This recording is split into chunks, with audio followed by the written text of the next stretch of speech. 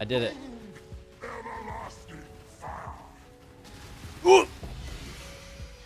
Oh, I do way too much damage. Face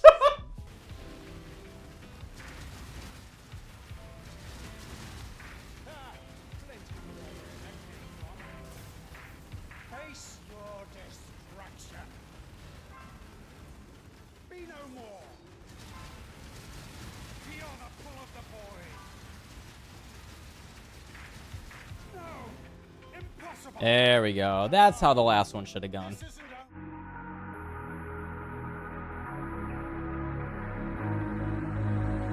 Hey, what's up, everybody? It has been a couple weeks since I put out my Cast on Crit Hexblast Occultist build guide, and I have improved it quite a bit since then. You know, like I said, after my excursions trying to make uber viable characters, especially ones that were more defensively oriented, I said, you know what? Screw it. I'm just going to go with what I know. I'm going to push my damage quite a bit. I'm going to make something fast and fun, and hopefully I hit enough damage that I can kill off the ubers. And I can proudly say that while I did use a number of portals, this is not a defensive character. This is the way that I like to play the game. So what this video is just an update to the previous video with the changes that I've made. I really, really love this build, and I wanted to have something that I was comfortable with to play and do the rest of the stuff in the game for the remaining 2 months of the league after the... after the delays that they announced this week. So it took me a while to find something that just kind of felt like old trusty. If you were following along, you did see I was playing Ignite Lightning Tendrils with a much more defensive oriented character. That build was really, really strong for everything except for getting into like higher damage requiring content.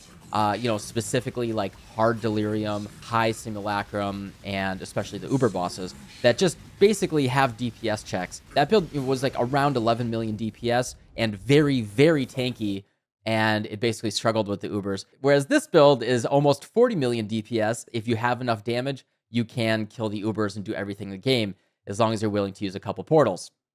Welcome to Softcore Trade. So yeah, anyway, if you want to know the foundation of this build, the history of this build, and how the core pieces really work together, you do have to watch the previous video. It's not very long, so definitely watch that. And I'm going to be focusing on the changes and specifically the stuff that I tech in. I do think that there's one thing that I do in Path of Exile that's very unique. I strongly believe in teching things in as necessary. I think a lot of this comes from my MOBA history where, you know, you want to build the right item or you want to pick the right character that's a counter pick.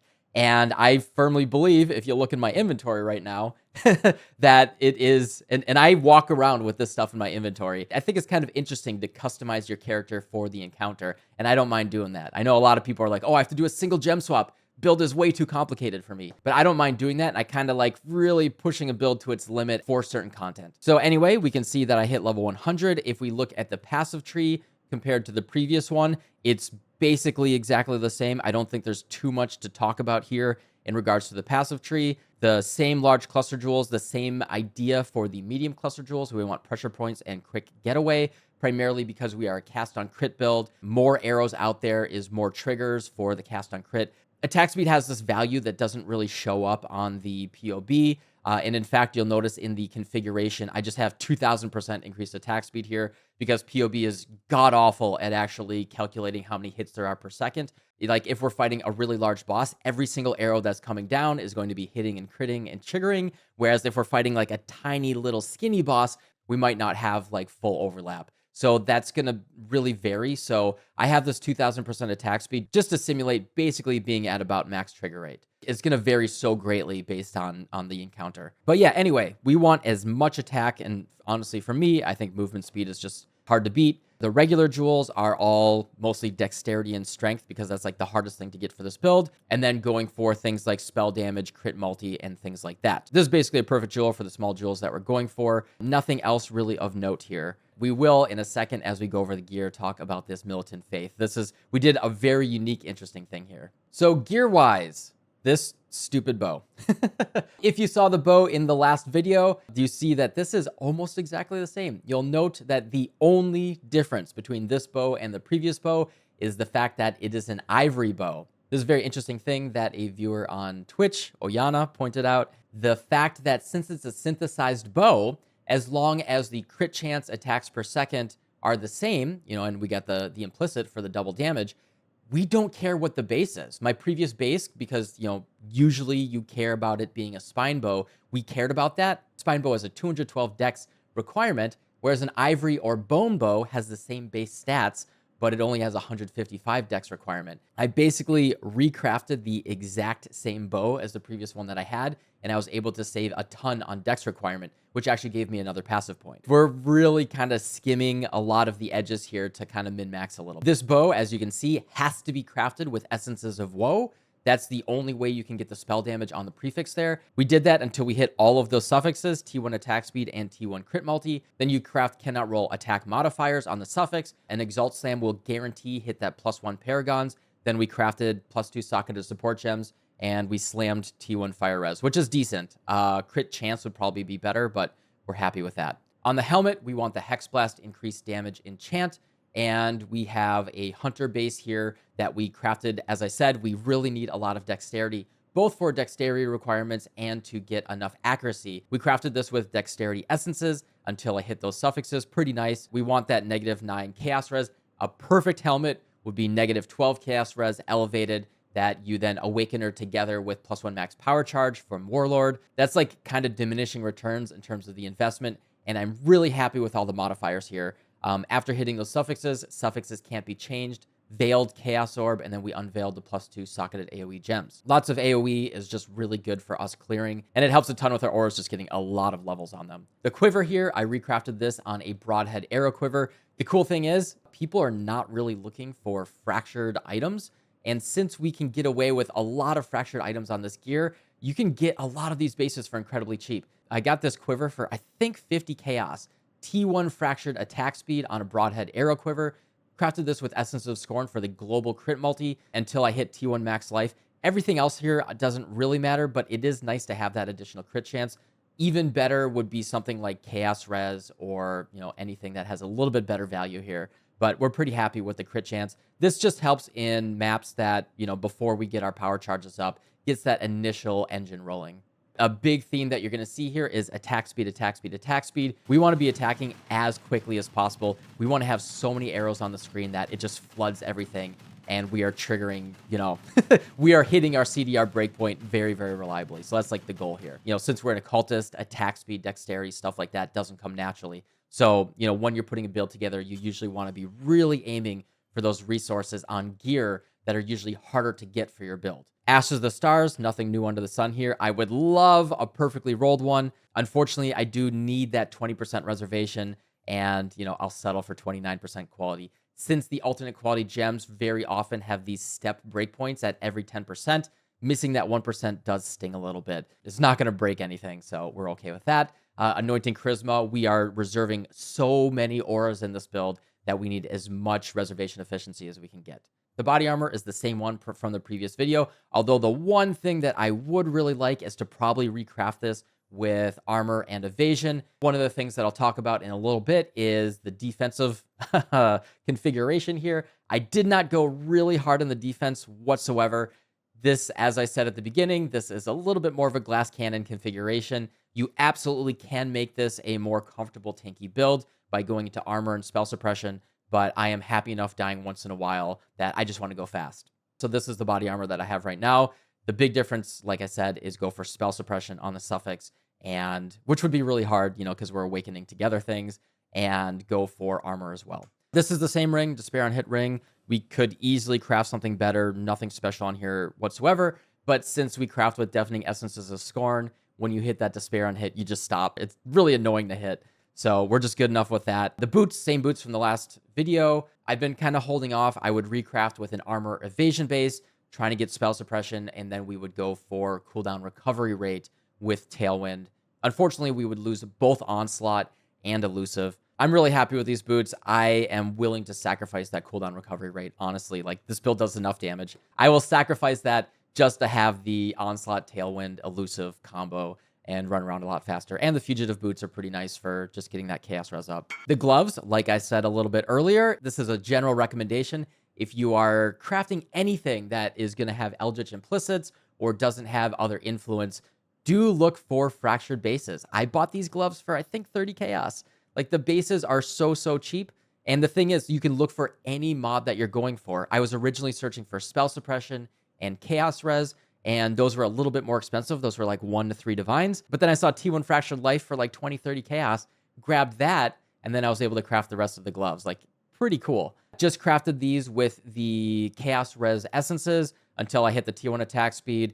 Life regen would not be ideal. I would prefer spell suppression, but good enough. Suffixes can't be changed, veiled chaos orb, and we got that AoE and socketed AoE gems. And then on the implicits, increased effective marks makes our assassin's mark much stronger, and chance to unnerve is good for our damage. And then the super unique, very cool thing that we're doing with this build, we really spent a number of days working with Twitch chat and interacting with the community and like really picking our brains for how we can min-max this build. And one of the coolest things that we did is use this ring, taking advantage of some of the Lake of Kalandra weird stuff that we can do. You know, traditionally with most builds that are power charge stacking, it's like a no-brainer to take Inner Conviction, you know, which gives you 3% more spell damage per power charge. For me, with 7 power charges, this is a 21% more spell damage multiplier. However, what it does is you can't gain frenzy charges, so we were losing the frenzy charges from our Quiver suffix and from Blood Rage. Since frenzy charges are an additional more multiplier, and not to mention that it makes us attack faster, I just didn't find it worth it to use Inner Conviction. We're going from a 12% more damage multiplier and, you know, all of the attack speed to a 21% more damage multiplier, but we were just replacing it, right? They weren't in addition.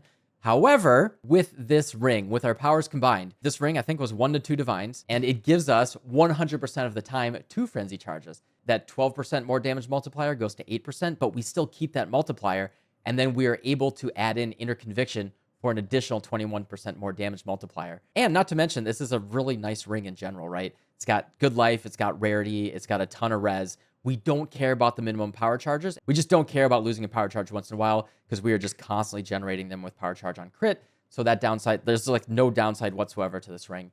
And so like this is a really clever way that you can kind of look at Lake Jewelry as a way to like min-max your build. If you do not have a minimum frenzy charge ring, I do recommend not using Inner Conviction because you can get an additional regular jewel here. You know, get something like this that gives you crit multi, life, etc., right? Like there is an opportunity cost there. I went for area damage and reduced mana cost, so this does make things a little bit more comfortable as well there. That's what we went with for there. Very happy with that ring. And then, of course, we have a Mageblood. Ideal Mageblood enchant would be the enemies withered by you have -6 resistances, but unfortunately, I was not able to get that, and ooh, man, running those dedication labs is not fun. All right, that's all the gear. Gems, really fast. I don't think anything changed here. Hexblast, Power Charge on crit, Awaken Void Manip, Empower, Awaken Cast on crit, and Rain of Arrows / Blast Rain for our trigger. Blast Rain for single target, Rain of Arrows for mapping. In the helmet, we did move our auras to the helmet and the gloves. Like I said, we have the +2 level of socketed AoE gems in both of those, so we want to push our aura gem levels as high as possible. I have Anomalous Precision, which is really good with our ashes.